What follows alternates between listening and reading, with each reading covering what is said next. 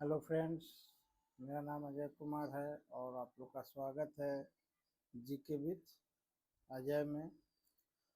और इस पे बिहार बोर्ड के बच्चे भी और जो भी कंपटीशन के बच्चे हैं वो लोग भी इसको बारीकी से देख सकते हैं, क्योंकि मैं हर एक लाइन में आपको क्वेश्चन, वन लाइनर क्वेश्चन भी समझा रहा हूँ कहानी के साथ साथ। तो दूसरा चैप्टर जो है आज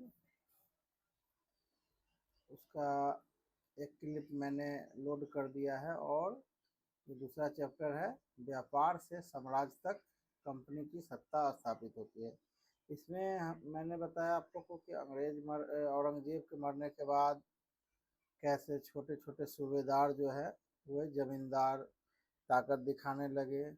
उसके बाद कंपनी आगे अपना कैसे क्या किया। फिर बहादुर शाह जफर है, उसके बाद फिर ईस्ट इंडिया कंपनी में महारानी एलिजाबेथ प्रथम से इजाज़तनामा लेने के बाद फिर ये लोग भारत पे कैसे अपना बिजनेस किए।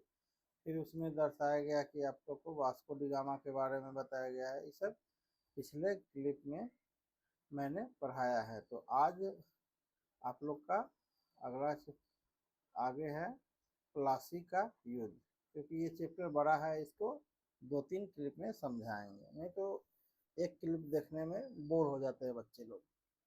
तो आज शुरू करते हैं प्लासी का युद्ध। तो प्लासी का युद्ध 1756 में अलीवर्दी खां की मृत्यु के बाद सिराजुद्दौला बंगाल का नवाब बना। तो एक क्वेश्चन आपका यहाँ तैयार हो गया कि अलीवर्दी खां की मृत्यु कब हुई। अलीवर्दी खान की मृत्यु ये आपका 1756 में हुआ। इसके बाद आ गए सिराजुद्दौला। पिछले क्लास में मैंने आप लोग को इसका क्रम बता दिया है कि नवाब कैसे कैसे कौन कौन बंगाल के नवाब बने थे।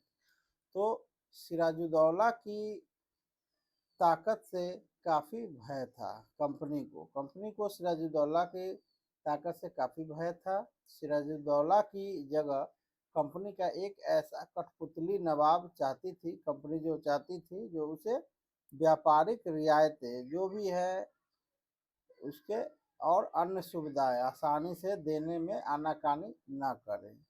तो कंपनी ने प्रयास किया कि सिराजुद्दौला के प्रतिद्वंदियों में से किसी को नवाब बना दिया जाए। जैसे सिराजुद्दौला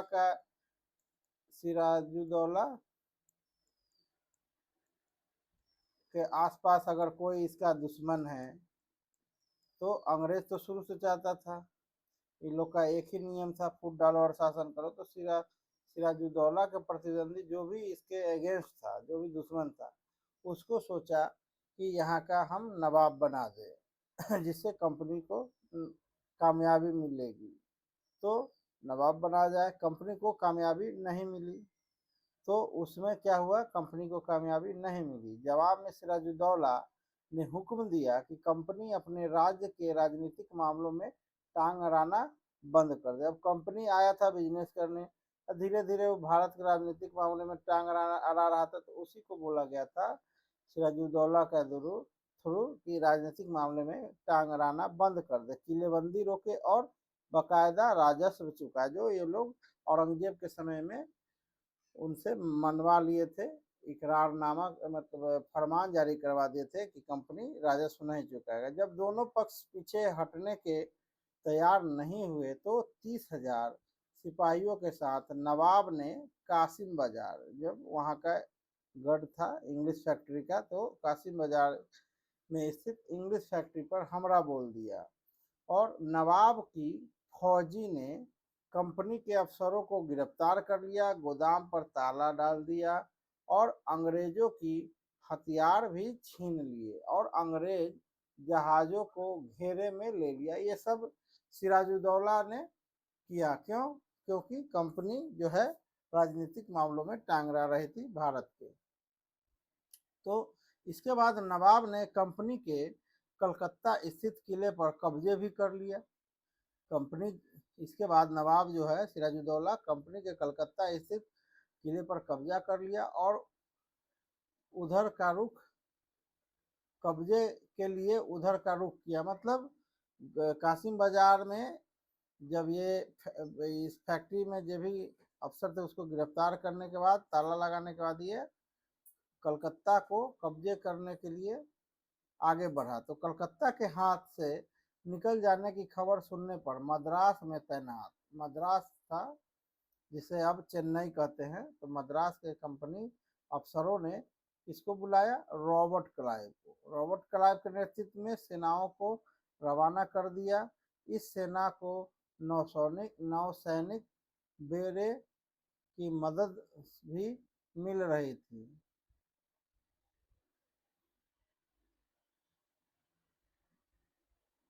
इसके बाद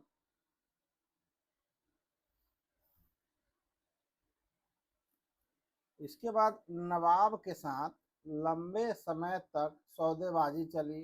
रॉबर्ट क्लाइव का सिराजुद्दौला के साथ लंबे समय तक सौदेबाजी चली। आखिरकार 1757 में रॉबर्ट क्लाइव ने प्लासी के मैदान पर सिराजुद्दौला के खिलाफ कंपनी के सेना का नेतृत्व किया।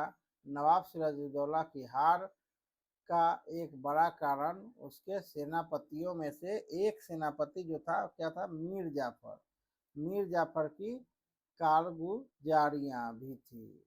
यही था उसका दुश्मन। तो मीर जाफर की टुकड़ियों ने इस युद्ध में हिस्सा नहीं लिया और रॉबर्ट क्लाइव ने यह कहकर उसे अपने साथ मिला लिया था कि सिराजुद्दौला को हटाकर मीर जाफर को नवाब बना दिया जाए। यही कारण था कि सिराजुद्दौला की हार हुई प्लासी के युद्ध में और मीर जाफर को रॉबर्ट क्लाइव ने बंगाल का नवाब बना दिया। आइए ऊपर थोड़ा देखते हैं। अब देखिए प्लासी के बारे में क्या है कि प्लासी का नाम कैसे पड़ा। तो दरअसल प्लासी जो है, देखिए प्लासी था, मतलब प ल आकार ला तलाबे स वाला सी, प्लासी था जिसे अंग्रेजों ने बिगाड़ कर प्लासी कर दिया। देखिए आधा प वाला ल आकार दंती स वाला दीर्घिकार प्लासी कर दिया। इस जगह को प्लासी, यहाँ पाए जाने वाले प्लास के फूल के कारण कहा जाता है। प्लास के फूल के कारण कहा जाता है।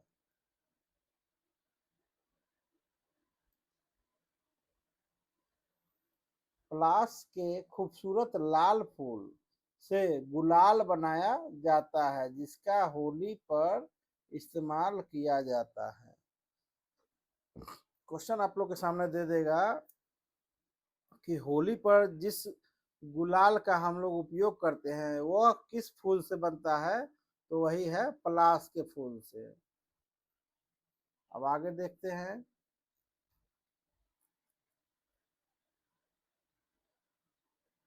चित्र संख्या 5 देखते हैं। ईस्ट इंडिया कंपनी के कोर्ट ऑफ प्रोपराइटर्स की लंदन स्थित लेडनहॉल स्ट्रीट पर बने ईस्ट इंडिया हाउस में बैठक होती थी। यह ऐसी ही एक सभा का चित्र है। देखिए उस समय ये है लंदन, यह कोर्ट ऑफ प्रोपराइटर्स है। प्रोपराइटर्स की लंदन स्थित लेडनहॉल स्ट्रीट पर बने ईस्ट इंडिया हाउस है, यहाँ पे बैठक होती थी। संपन्नता का आश्वासन, ये क्या है? इंग्लैंड के लोग ईस्ट इंडिया कंपनी की शासकीय महत्वाकांक्षाओं को संदेह और अविश्वास से देखते थे। प्लासी के लड़ाई के बाद रॉबर्ट क्लाइव ने अंग्रेज सम्राट के एक मुख्य विदेश मंत्री विलियम पीट को 7 जनवरी 1759 को कलकत्ते से यह चिट्ठी लिखी। यहाँ से भी आपका एक क्वेश्चन बन गया। क्वेश्चन दे देगा कि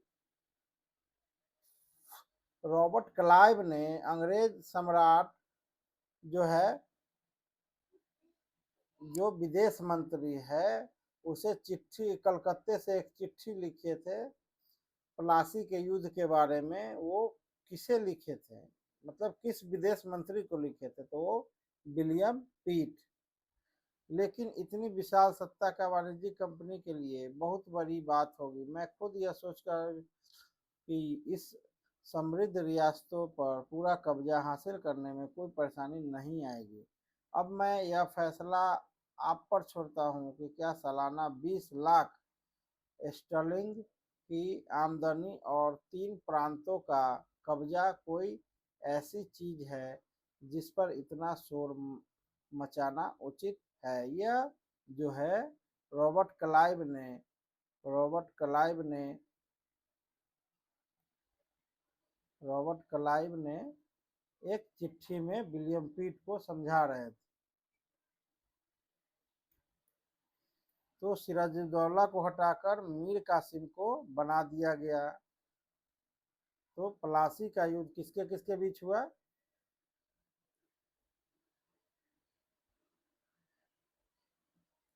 प्लासी का जो युद्ध हुआ यह रॉबर्ट क्लाइव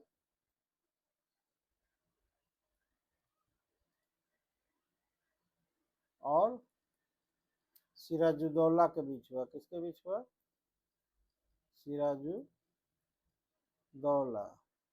और इसमें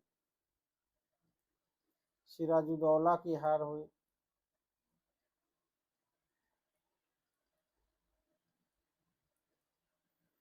सिराजुद्दौला की हार हुई और इसके बाद मीर जाफर को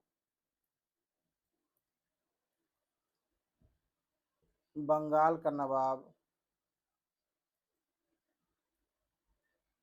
घोषित कर दिया गया।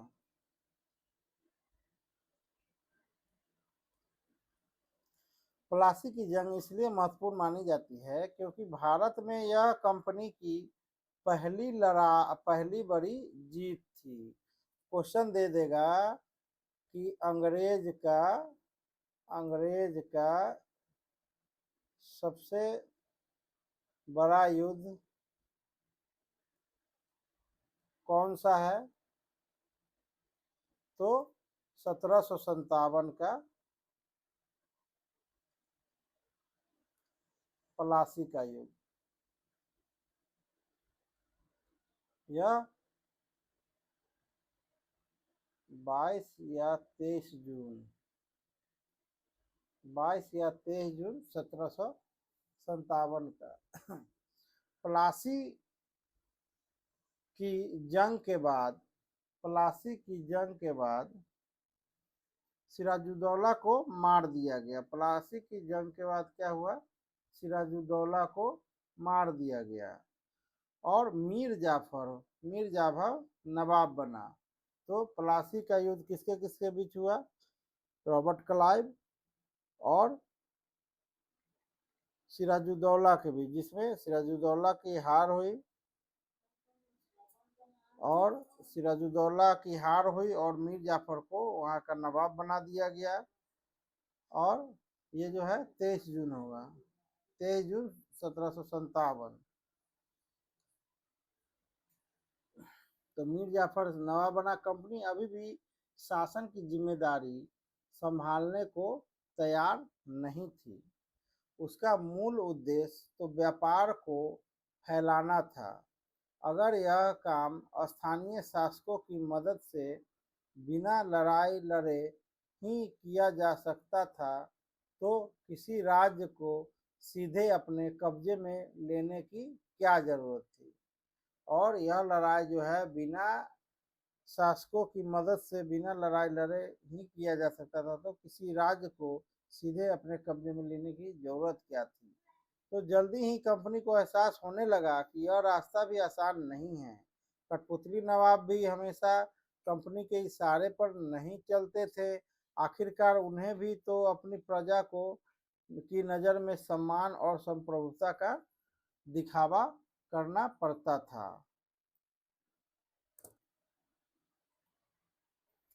तो फिर कंपनी क्या करती? जब मीर जाफर ने कंपनी का विरोध किया, मीर जाफर ने कंपनी का विरोध किया तो कंपनी ने उसे हटाकर, अब देखिए, मीर जाफर जब अपने सम्मान और संप्रभुता के लिए आवाज उठाया तो मीर जाफर को रॉबर्ट क्लाइव ने हटाया और मीर कासिम को नवाब बना दिया।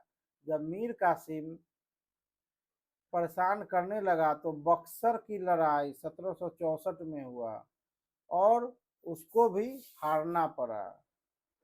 और बक्सर का युद्ध हुआ, उसमें उसको हारना पड़ा, उसे बंगाल से बाहर कर दिया गया और मीर जाफर को दोबारा नवाब बना दिया गया। अब 1764 में बंगाल का युद्ध हुआ, सॉरी, बक्सर का युद्ध हुआ, बक्सर का युद्ध हुआ जिसमें अंग्रेज के तरफ से हेक्टर मुनरो, ये आप लोग को आगे पढ़ना होगा 9th 10th में जब जाएगा तब। तो हेक्टर मुनरो, बक्सर के युद्ध हेक्टर मुनरो और बंगाल की ओर से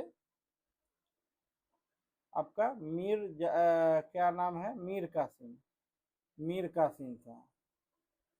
तो इनके बीच ये युद्ध हुआ 1764 में, जिसमें आपका मीर कासिम का हार हुआ और दोबारा में मीर जाफर को नवाब बना दिया गया। अब नवाब को हर महीने 5 लाख रुपए कंपनी को चुकाने थे। अब उल्टा, अब तो क्योंकि ये दोबारा बना था मीर जाफर, तो इसको कंपनी को देने पड़ते थे हर महीने 5 लाख रुपए। कंपनी अपने सैनिक खर्च से निपटने, व्यापारिक जरूरतों तथा अपने खर्चों का पूरा करने के लिए पैसा चाहती थी। कंपनी और ज्यादा इलाके और ज्यादा कमाई चाहने लगी और धीरे धीरे उसका लालच बढ़ने गया। जब 1765 में मीर जाफर की मृत्यु हुई तब कंपनी के इरादे बदल चुके थे। कठपुतली नवाबों के साथ अपने खराब अनुभवों को देखते हुए क्लाइव ने ऐलान किया कि अब हमें खुद ही नवाब बनना पड़ेगा। कठपुतली लोग कितना दिन काम करे, तो ये देख के जब 1765 में मीर जाफर की मृत्यु हुई, मीर जाफर की मृत्यु 1765, मीर जाफर की मृत्यु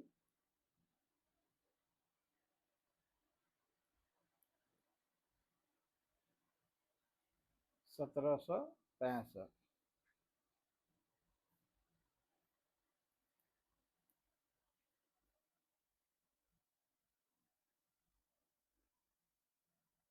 मीर जाफर की मृत्यु 1765, ये आपका क्वेश्चन पूछ सकता है। तो क्लाइव ने ऐलान किया कि हम खुद नवाब बनेंगे। आखिरकार 1765 में मुगल सम्राट ने कंपनी को ही बंगाल प्रांत का दीवान नियुक्त कर दिया। आखिरकार 1765 में मुगल सम्राट ने कंपनी को ही बंगाल का प्रांत दीवान नियुक्त कर दिया गया, क्योंकि 12 अगस्त 1765 को ये दीवानी दे दिया था। कौन? शुजाउद्दौला ने, शुजाउद्दौला ने। दीवानी मिलने के कारण कंपनी को बंगाल के विशाल राजस्व संसाधनों पर नियंत्रण मिल गया। इस तरह कंपनी की एक पुरानी समस्या हल हो गई थी। अब इसको न ये राजस्व देना होता और 18वीं सदी की शुरुआत से ही भारत के साथ उसका व्यापार बढ़ता जा रहा था, लेकिन उसे भारत में ज्यादातर चीजें ब्रिटेन से लाए गए सोने और चांदी के बदले में खरीदनी पड़ती थी। अब देखिए, ब्रिटेन से सोना और चांदी आता था, तब यहाँ से रेशमी वस्त्र और मसाले सब जाता था। इसकी वजह ये थी कि उस समय ब्रिटेन के पास भारत में बेचने के लिए कोई चीज नहीं था सिवाय सोना और चांदी के। प्लासी के जंग के बाद ब्रिटेन से सोना का निकासी कम होने लगा। अब तो इसका धीरे धीरे यहाँ गढ़ बढ़ने लगा, तो यह सोना का भी निकासी कम हो गया। बंगाल की दीवानी मिलने के बाद तो ब्रिटेन से सोना लाने की जरूरत ही नहीं पड़ा। अब भारत से ही होने वाली आमदनी के सहारे ही कंपनी अपने खर्चे चला सकती थी। इस कमाई से कंपनी भारत में सूती और रेशमी कपड़ा खरीद सकती थी, अपनी फौजों को संभाल सकती थी और कलकत्ते में किलों और दफ्तरों का निर्माण की लागत उठा सकती थी, क्योंकि यह रेट बढ़ा दिया था।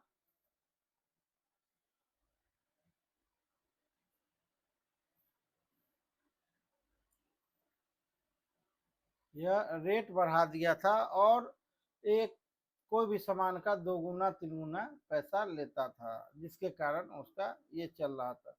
कंपनी के अफसर नवाब बन बैठे। कंपनी के अफसर जो है नवाब बन बैठे।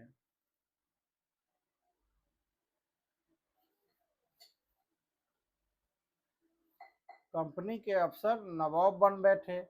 नवाब बनने का क्या मतलब था? तो इसका एक मतलब तो यही था कि कंपनी के पास अब सत्ता और ताकत थी, लेकिन इसके कुछ और फायदे भी थे। कंपनी का हर कर्मचारी नवाबों की तरह जीने के ख्वाब देखने लगा था।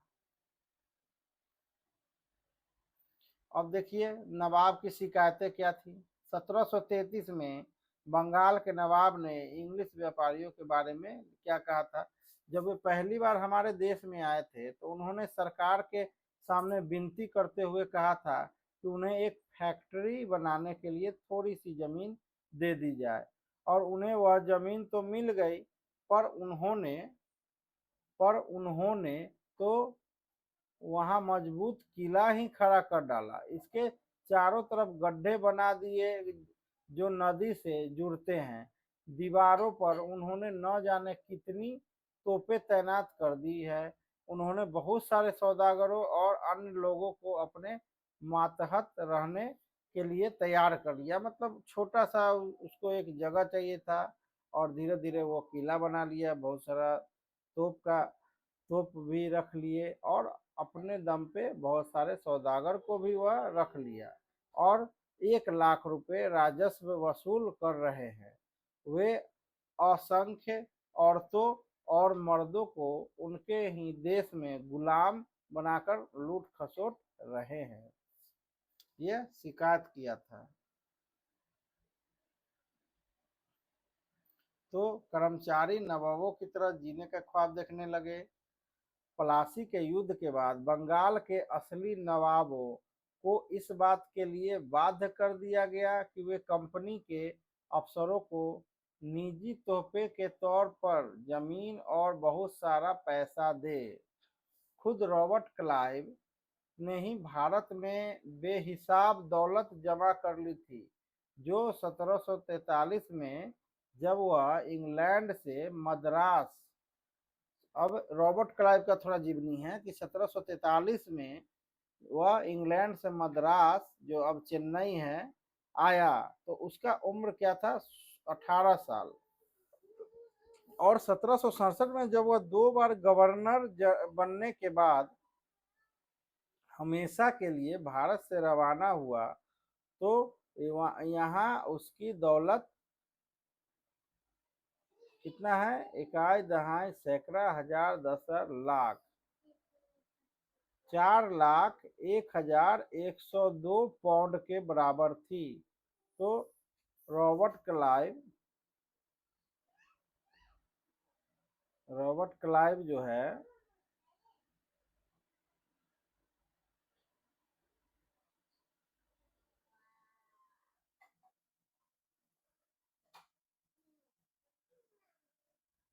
रॉबर्ट क्लाइव ब्रिटेन से भारत कब आया? तो 1743 में।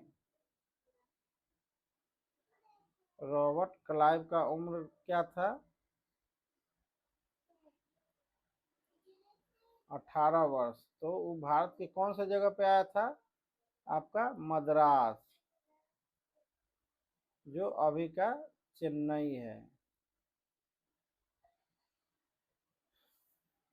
तो 1767 में जब वो 2 बार गवर्नर जनरल बना तो भारत जब छोड़ के गया तो उसका दौलत कितना हो गया था? 4,01,102 पाउंड के बराबर। दिलचस्प बात यह है कि गवर्नर के अपने दूसरे कार्यकाल में उसे कंपनी के भीतर फैले भ्रष्टाचार को खत्म करने का काम सौंपा गया था, लेकिन 1772 में ब्रिटिश संसद में उसे खुद भ्रष्टाचार के आरोपों पर अपनी सफाई देनी पड़ी। सरकार को उसकी अकुत संपत्ति के स्रोत संदेहास्पद लग रहे थे। उसे भ्रष्टाचार आरोपों से बरी तो कर दिया गया, लेकिन 1774 में उसने आत्महत्या कर ली। किसने? रॉबर्ट क्लाइव ने। तो रॉबर्ट क्लाइव की मृत्यु कब हुई? 1774 में। 17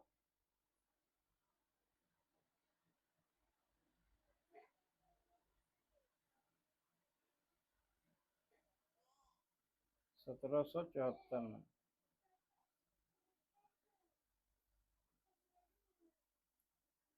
रॉबर्ट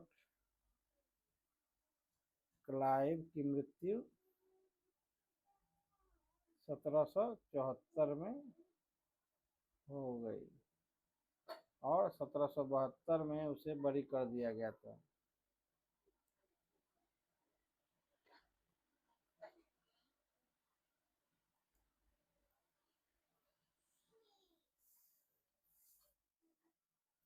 कंपनी के सभी अफसर क्लाइव की तरह दौलत इकट्ठा नहीं कर पाए।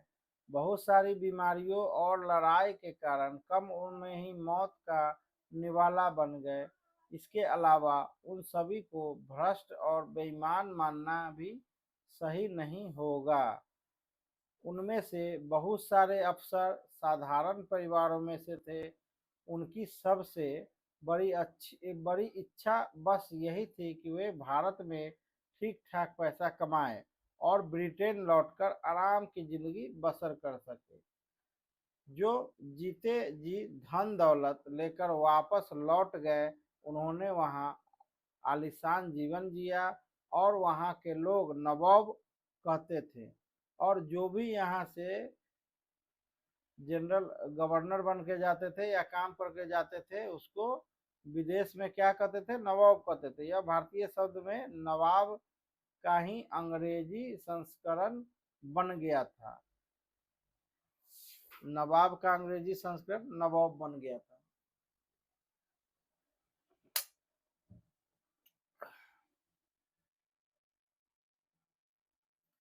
उन्हें लोग अक्सर नए अमीरों और सामाजिक हैसियत में रातों रात ऊपर आने वाले लोगों के रूप में देखते थे। नाटकों और कार्टूनों में उनका मजाक उड़ाया जाता था। क्लाइव खुद को कैसे देखता था? देखिए, संसद की एक सीमित समिति के सामने सुनवाई के दौरान क्लाइव ने कहा था कि प्लासी की लड़ाई के बाद उसने जबरदस्त संयम का परिचय दिया। आइए देखें उसने क्या कहा। तो उस स्थिति की कल्पना कीजिए जहां प्लासी की जीत ने मुझे ला खड़ा कर दिया था। एक ताकतवर राजा मेरे इशारों पर चल रहा था। ये मीर जाफर का बात कर रहा है। तो मीर जाफर को के बारे में क्या कह रहा है कि एक ताकतवर राजा मेरे इशारों पर चल रहा था, एक संपन्न शहर मेरी दया पर था, जैसे बंगाल, इसी में था कलकत्ता। उस उसके बाद दौलतमंद महाजन मेरी एक एक मुस्कुराहट के लिए एक दूसरे की गिरेबान खींच रहे थे। मैं ऐसे खजानों के बीच से गुजर रहा था जो सिर्फ मेरे लिए खुले हुए थे। एक तरफ सोना और दूसरी तरफ जवाहरात थे। अध्यक्ष महोदय, मैं अपने इस संयम को देखकर खुद हैरान हूँ। यह कौन बोले थे? यह संसद की समिति में रॉबर्ट क्लाइव ने बताया था।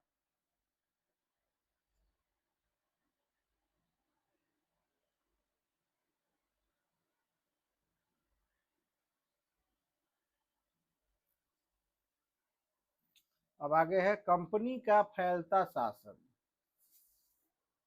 तो यदि हम 1757 से 1857 के बीच ईस्ट इंडिया कंपनी के द्वारा भारतीय राज्यों पर कब्जे की प्रक्रिया को देखते हुए कुछ महत्वपूर्ण बातें सामने आती है कि अनजान इलाके में कंपनी ने सीधे सैनिक हमला प्राय नहीं किया, क्योंकि उसने किसी भी भारतीय रियासत का अधिग्रहण करने से पहले विभिन्न राजनीतिक, आर्थिक और कूटनीतिक संसाधनों का इस्तेमाल किया। बक्सर की लड़ाई जो हुआ था 1764 के बाद, कंपनी ने भारतीय रियासतों में रेजिडेंट तैनात कर दिए। ये कंपनी के राजनीतिक और व्यावसायिक प्रतिनिधि होते थे। ये किसके थे? कंपनी के राजनीतिक और व्यावसायिक प्रतिनिधि होते थे। उनका काम कंपनी के हितों की रक्षा करना और उन्हें आगे बढ़ाना था। रेजिडेंट के माध्यम से कंपनी के अधिकारी जो थे भारतीय राज्यों की के भीतरी मामलों में दखल देने लगे थे, क्योंकि शुरू में बोला गया था सिराजुद्दौला के समय में कि आप भारतीय राज्यों में भीतरी मामलों में नहीं दीजिए, लेकिन अब धीरे धीरे ये लोग प्लासी जीत गए, बक्सर का युद्ध जीत गए, तो धीरे धीरे ये लोग ताकतवर होने लगे। तो अगला राजा कौन होगा, किस पद पर किसको बैठाया जाएगा, इस तरह की चीजें भी कंपनी के अफसर ही तय करना चाहते थे। कई बार कंपनी ने रियासतों पर सहायक संधि भी थोप दी।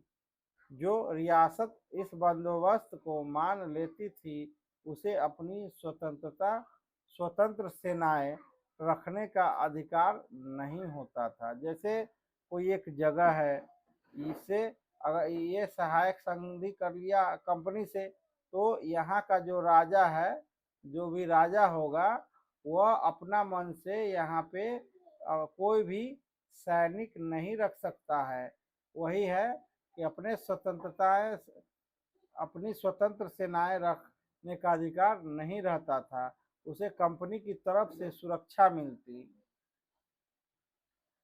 थी। और सहायक सेना के रख रखाव के लिए वह कंपनी को पैसा देती थी। अब देखिए, अपने जगह में रहने के लिए कंपनी अगर सहायक संधि कर लेती है, तो हम अपने रख रखाव के लिए हम कंपनी को पैसा देंगे। अगर भारतीय शासक रकम अदा करने में चूक जाते थे तो जुर्माने के तौर पर उनका इलाका कंपनी अपने कब्जे में कर लेती। जैसे ये इसका पैसा देना नहीं चाहता था, नहीं चुका पा रहे थे, तो इसको हड़प लेते थे। उदाहरण के लिए, जब रिचर्ड वेलेजली ने गवर्नर जनरल, अब देखिए वेलेजली का कार्यकाल देखिए 1798 से 1805। तो इस समय अवध जो है, अवध के नवाब को 1801 में अपना आधा इलाका कंपनी को सौंपने के लिए मजबूर कर दिया गया, क्योंकि नवाब सहायक सेना के लिए पैसा अदा करने में चूक गए थे। तो बेलेजली के समय अवध जो है, अवध का 50% भाग 1801 में कब्जा कर लिया गया, क्योंकि यह पैसा अदा करने में चूक गए थे। और इस आधार पर हैदराबाद के भी कई इलाके छीन लिए गए।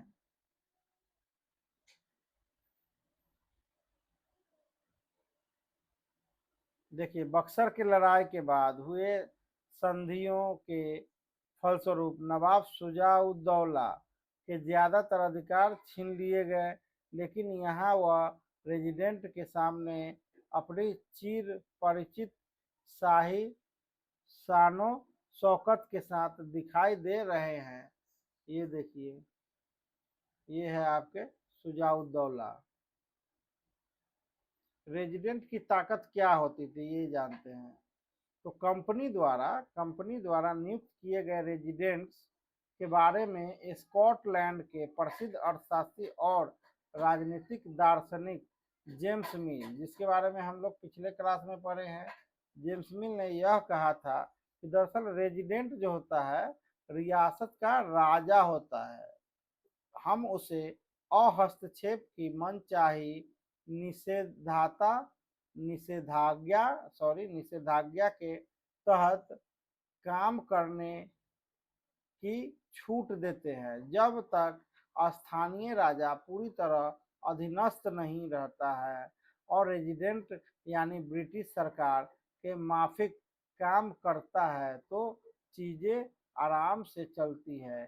शासन में के कामों में रेजिडेंट्स की दखल अंदाजी के बिना सब कुछ चल जाता है। जब भी कुछ अलग तरह का घटता है, जब भी राजा कोई ऐसा रास्ता अपनाता है जिसे ब्रिटिश सरकार गलत मानती है तो टकराव और उथल पुथल पैदा होता है। ये रेजिडेंट के बारे में किसने समझाया है? जेम्स मिल ने। कि अगर राजा कोई भी हो, जैसे आपका मीर जाफर है, मीर जाफर जब तक अगर काम किया अंग्रेज के लिए तब ये ठीक है, अगर नहीं किया तो इसे फिर हटा दिया गया और बाद में इसकी मृत्यु हो गई 1765 में। तो रेजिडेंट यही है कि जब तक स्थानीय राजा पूरी तरह अधीनस्थ रहता है और रेजिडेंट यानी ब्रिटिश सरकार के माफिक काम करता है तो सब चीज आराम से चलता है। अब आगे है शेरे टीपू सुल्तान। अधीनस्थता मतलब दब्बूपन, मतलब कमजोर, और निषेधाज्ञा मतलब निर्देश, मतलब निर्देश देता था रेजिडेंट। तो टीपू सुल्तान को क्या कहा जाता है? शेरे मैसूर। और कितना पढ़ना,